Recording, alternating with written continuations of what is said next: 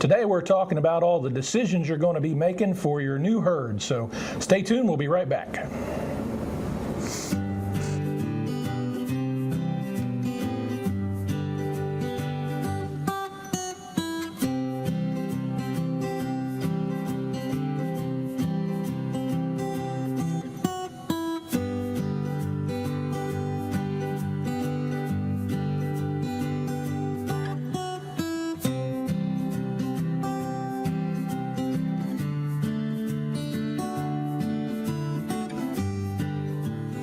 Welcome everybody to Ag News. Duane Rigsby here. I got John Grimes with us.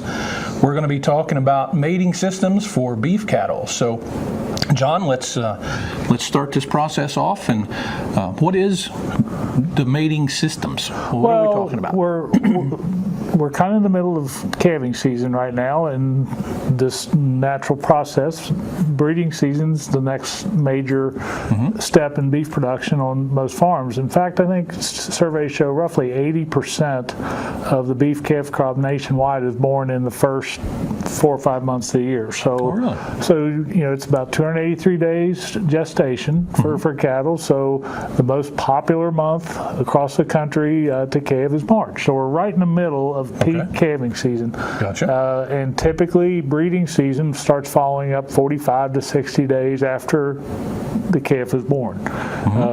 That's just the normal biological time frame that they follow. So today we're going to talk about some of the different mating systems for beef cattle, and it's not complicated. There's different spins or things we can do, but if you drive around the countryside, and again I wanted to show something that's coming, green grass, welcome change to what we've seen over the last few months, but this would be a fairly typical scene. You'll see different colors and shapes and sizes representative, but this is obviously a herd bull to the right, the red bull with the brockle or white spots on his face. That's a crossbred bull of some kind. He could be lots of different combinations. He might be like a red Angus Simmental cross, just speculating. And we have a black cow with several black calves, and you can see the baldy calf beside the cow. So there's several different breeds represented just in this small picture.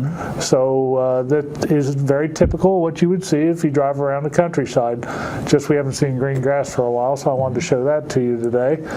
But there's lots of different options. There are dozens of breeds available to you, but before you pick which one you should be using in your operation, you need to think about what are your marketing goals. Do you sell feeder calves? That is, do you wean the calves and sell them and then you don't retain ownership? Or do you feed out freezer beef? Or do you want to raise replacement heifers? These are all decisions that you have to make that should go towards what breeds that you use. So what traits are most important to you is, we'll talk about that in more detail in a minute, but depending on when you sell the animals will probably dictate the traits. For example, if you're a feeder calf producer, weaning weight might be the most important. If you sell freezer beef, then you're going to start worrying about carcass traits like ribeye and marbling. So that you have to establish your goals before you really decide which breeds to use. What are your management environmental constraints? A lot of beef producers work off the farm. So what breeds will make your job easier? There's some breeds that need a little more management. Size of the cow, the bigger cows need more feed, so you have plentiful supply of grass. Do you have extra feed available to you? These are things that will go into what breeds that you will choose in your respective operation. How many breeds do we need? As I mentioned before, there are dozens of breeds, upwards towards 100 available in this country, and we don't have enough time today to list them all, but we're going to go over some of the main ones. We talk about the British breeds, the more traditional breeds that have been around for a long time. Angus, Hereford, Red Angus, Shorthorn, those generally originated in England or Scotland. That's where most of their genetics background come from. Of course, Red Angus are a derivative of Black Angus that just it's just a recessive gene for red color that the Red Angus have, but essentially they're the same cattle. Of course, most people are familiar with Herefords, the red baldies, and then of course Shorthorns. You can have different color combinations with Shorthorns. They can be red, white, or roan. Now, late 60s, early 70s, we had an influx of breeds from Europe, the continental breeds, which generally were like from France, Italy, Switzerland, things like that. They came from Europe. The dual-purpose breeds that are known more for can be considered more cow breeds as well as growth breeds. Gelbvieh and Simmental, those would have their roots in Switzerland and Germany, places like that. The continental breeds that are considered more terminal or more for just meat production would be Charolais, the all-white cattle, Limousines, Maine Anjou, Chianinas. Those are all more for just sheer growth and muscle. Okay. That's what they're known for. So you start thinking about what these breeds are good for, and it starts to maybe get a plan in your head what you need to be doing as far as what breeds you choose. There's other breeds. Now, those breeds I showed you are considered Bos taurus, if their species name. Bos indicus cattle are what are commonly known as ear cattle, or for tropical climates. Okay. They're shorter haired, they're more heat resistant. So the long time standard in this country has been Brahma. Now there's several breeds that have Brahma in them. Probably the most common one would be Santa Gertrudis or Brangus. Brangus, obviously, as the name would say, they're a combination between Brahma and Angus. Santa Gertrudis could be different breeds involved, Sembra, Beefmaster. Those are all hybrids or crossbreeds that have Brahma in them. And you'll see those more commonly in the South. I'd say for the upper Midwest, you would not see those very commonly at all. And then, of course, we've talked about this before. Dairy breeds are actually very important in beef production. We don't see too many people raising straight dairy cattle for just pure beef production, but there is some beef produced from dairy cattle. So those are some of the main breeds that you would see, and I think if you count up the beef breeds that I listed, we got 10 or 12 that are pretty common that you see around the country. Now, John, are all of those breeds, are they suited for our climate? Well, or is there some that should be, that you could eliminate? Yeah, I would say for Ohio, in the Corn Belt, these breeds that we have right here in front of us, there's not too many needs for those cattle. Those breeds. They would struggle in a really cold winter. Yeah. They just don't naturally have as much hair. Yeah. Their skin type and all, they are more for tropical, or I would say you get into the deep South, like the coastal areas like Florida, Alabama, Mississippi, Texas. Those would be where you would commonly see most of these breeds. I would struggle to find many of these anywhere in the Eastern Corn Belt. So yeah, it's a good question. But all the others, we would see them are pretty adaptable. And actually, I've heard this said before. There's more differences within a breed than there are between breeds. Like Angus and Hereford, you basically can grow them the same areas. Now, the one thing about Angus cattle or black-hided cattle, they may struggle more in the really hot climate. Think about when you wear a black shirt out in the open in summer. It feels a little different than a white T-shirt. So you also need to plan for, do you have shade for them? Yes, exactly. Things like that too. Great point. This is some data. I don't want to bore you too much with this, but this is data available from the U.S. Meat Animal Research Center at Clay Center, Nebraska. They've got, this is probably the world's epicenter for beef research, and they've done a multi-year study, and I'm talking decades long. I mean, this is some data that's based on 30, 40 years worth of research. But they've got, I think it's 18 breeds on this, and they every year present charts that show the performance differences between breeds. So these are I would consider the primary economic traits. Birth weight, how much does that reflect on calving ease? And I know this is a little hard to read, but if you look closely, like Angus, roughly 85 pounds. You go down and then you look at Brahmas. They're over 10 pounds heavier. So if you're looking for calving ease, you would look at that data and say, well, maybe I better not use Brahma. But that's just the accumulation of data of many years of research. You look at weaning weights, yearling weights. Something that might surprise people is if you look at some of the British breeds like Angus and Hereford and they're not far off of some of the continental breeds. Like look at compare Angus and Herefords to say Charolais. Actually, Angus have more yearling weight than Charolais do, which you can decide whether that's important to you or not. But milk, I'm not sure exactly how they determine this, but I know they've got different research methods. They don't milk these cows like they do dairy cows, but at the same time, they've done measurements and you don't see a lot of difference in milk production. They all seem very close. Yeah, there's quite a bit of difference though when you get to the right side, when you talk about carcass traits. Marbling, your British breeds generally have more marbling than the continental breeds. If you notice, probably of the continental breeds, the one that competes well with the British breed is Solairs. If you look down towards the bottom, they have, and Simmentals are both over 5s, whereas you look at the British breeds, especially Angus and Red Angus and Shorthorns, they're all over 5. So that's how you would use this data. Look at this kind of information and say, okay, what do I want to do? Which breeds help me get there? And so we won't waste any more time here, but this data is out there. But if you this came from the Beef Improvement Federation. If you go to their website, there's a lot of good information on cattle genetics and data.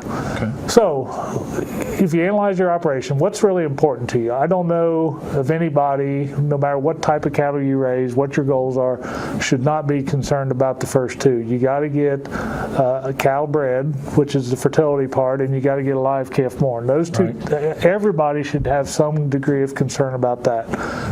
Once the cows are mature, we don't worry about calving ease quite as much. First calf heifers, it's definitely, sometimes we need to be careful there. So we don't want to create more calving difficulty than necessary on a first calf heifer. Growth, again, depends on when you're going to merchandise, whether it's as a feeder calf or a fat steer. Do you keep replacement females? So you would worry about maternal traits such as milk, calving ease, disposition. Disposition is important the older I get. And then carcass traits. If you're selling freezer beef or you retain ownership through the feedlot phase, carcass traits will be important to you as well. What's your situation like? How much labor do you have? It's like I said, a lot of beef producers work off the farm. So you want something relatively simple that's not going to cause you a lot of extra work and time. So again, what's your work schedule during calving season? I talked about that right now. Do you work off the farm? So if you know you're going to be away from home large parts of the day, you may be a little more careful on the degree of calving ease you have. Nutrition. The bigger breeds, the ones that weigh more at maturity, are going to need more feed. If they milk more, it's like a Holstein cow. A Holstein cow will eat a lot of feed just to produce the milk she's supposed to. So the resources you have, do you have a lot of good grass, or do you have limited acres and you just can't support a lot of extra feed production? So those things are important when you are selecting breeds. What we're going to talk about here the rest of the program is talking about mating systems, and basically you have two basic choices. You can breed purebreds or you can raise crossbreds. Okay. The first slide I showed you showed some crossbreeding going on. Straight breeding is relatively simple. If you like Hereford cattle, you breed Hereford to a Hereford, or Angus, or whatever breeds you want to do. To our eye, it's easy to see uniformity. I mean, you out there and you see red cows with a white face, or you see black cows. You get more variability than you do with Herefords. Now, I'm not saying that this color hide makes them better, but there's some perception when you go to the market. Sometimes buyers want a certain type of cattle, and not all black cattle are Angus. They can be crossbred. So straight breds do give you probably, at least phenotypically or visually, more uniformity, and it's relatively simple. Breeding likes to likes. Okay, so that's one option. But why would you want to crossbreed? There's this phenomenon Mother Nature lets us have called heterosis, or hybrid vigor. You can actually get a little extra punch from crossbreeding. If you bred an Angus to a Hereford, you know what these breeds are supposed to be on certain traits. There's an expected average between the two. So if you crossed an Angus and a Hereford, you would expect them to be here. Actually, through crossbreeding, you'll get an extra bump in what's expected. So that's a phenomenon Mother Nature helps us us with. And again, one of the big pluses is with cow longevity. Now, this is a really key concept when we talk about complementarity. No one breed does everything right. So play to the strengths of different breeds and try to match them up. What breed is good for this may be weak over here, so let's get a breed that's strong at what this other breed is weak at. So mix and match, kind of, and again, take advantage of the strengths that are there. One thing about crossbreeding is there's heritability levels of different traits. Like reproductive traits are lowly heritable. Production traits, which would be growth, those are moderately heritable, and then your carcass traits or product traits are highly heritable. Crossbreeding or heterosis actually flips the tables. In other words, you get the most benefit on reproduction from crossbreeding. It's lowly heritable, but the phenomenon of heterosis, you actually get a bigger benefit on reproductive traits by crossbreeding. Don't ask me to explain it. Mother Nature is a gift. This is a gift Mother Nature gives us. You don't get as much benefit on the production traits on weight as you do the reproduction, and then actually carcass traits you get very little benefit by crossbreeding. You actually can do more with purebreds on marbling and ribeye, things like that. So again, they teach courses on this at last week's, and I'm just giving you a very thumbnail sketch. But this is a phenomenon with crossbreeding or heterosis that the lowly heritable traits you get actually more benefit from. That's the basic take-home message from this slide. This is just some graphic data research. This is very, very often quoted research that shows, actually, we talk about crossbreeding. If you breed an Angus to a Hereford, that's an F1, or the first cross. And that's what it shows here on this slide, that phase 1, individual heterosis, you would expect the weaning weight to be 8.5% better than the average of the parents. That's what that bottom, I'm boiling this down for you. Now, maternal heterosis, phase 2, would be if you take an Angus Hereford cow and breed her to a third breed, like Charolais. That's where crossbreeding you get the maximum benefit with an F2 or phase 2, where you have maternal heterosis from the crossbred cow. You can actually jump it up towards 15%, and the total heterosis works out to be over 23%. So there are scientifically proven benefits to crossbreeding. Goals: provide heterosis and crossbreeding, match your cows to the environment you have. We talked about that. You can create uniformity if you're consistent, using the same breeds over and over. You can get some consistent product, and again, try to meet your end product goals. There's different crossbreeding systems, continuous, basically you're raising your own replacements. The terminal side is you sell everything you produce, and you buy your replacement females. So that allows you to mix in different breeds from time to time. And again, there's spins on these, but basically continuous is you're breeding Angus Herefords and you're going to switch bulls back and forth, but you kind of stay with those breeds. Terminal, you're maybe putting one of those continental breeds like Charolais or Limousines or something like that on top of an Angus Hereford or a Shorthorn Angus cross. So there's different spins there. We're going to wrap up. This is, I think, one of the great pictures I've seen that really shows the genetic diversity in a herd. We could have a red Angus on the right, a Charolais cross or some type, and a couple Angus influenced females, or an Angus Hereford on the left, and the black bull in the middle. And this, you look at those calves beside, you see all black calves. So you see a different genetic mix of cows, and see how uniform those calves look? I mean, they're black and they're all about the same size. That's what we want to do. That's the goal to shoot for. And as we wrap up this part of the program, I just wanted to show that that's a common scene, and that's what we get with crossbreeding when it's done right, a uniform calf crop. But if people got any questions, I'd tell you to go to our beef team website, beef.osu.edu. We've got a wealth of information. Our library's got some of the information on this, and this video will be posted there too. Awesome. John, always great information. What's our next topic we're going to be talking about? We're going to follow this up, and we're going to talk about actually some of the specific information that will help you identify the better genetics to use in these different systems. Great. So stay tuned. We'll be talking about that.